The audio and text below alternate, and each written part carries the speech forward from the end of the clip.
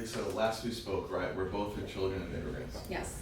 And I find that, you know, it's a very common experience for a lot of folks in America, but it's also a very unique experience.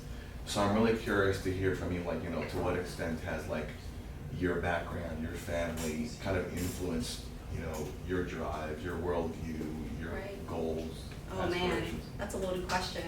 I feel like a lot of us have that similar experience, but we're all come from immigrants, right? Unless we're Native Americans. And I'm third generation American. My grandfather came here in the 70s. And back in the 1960s, he was actually protesting against the communist government in China. And he was arrested for it, and he spent about a year in jail. And when he was released, he was forced to flee the country.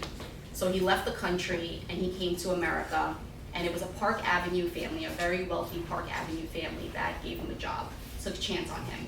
He was their housekeeper. At that time, he was 45 years old.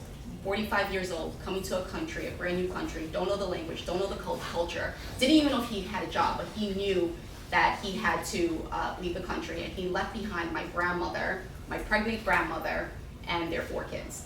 And that, I could imagine, was one of the most difficult decisions of his life. And this Park Avenue family changed the trajectory of his life and the course of my family's future. So they gave him a job, and he sent home money, whatever he made.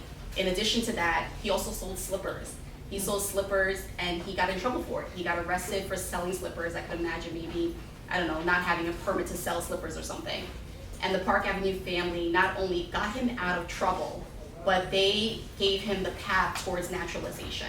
And he became a US citizen because of this family that took a chance on him. And after that, he brought over his wife, his kids, and he saved up enough money to start his own business, and he sold supplies to a restaurant. And you know, I know my parents worked extremely hard.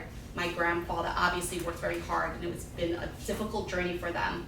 But I know that you know, working hard is not enough, right? It takes a community.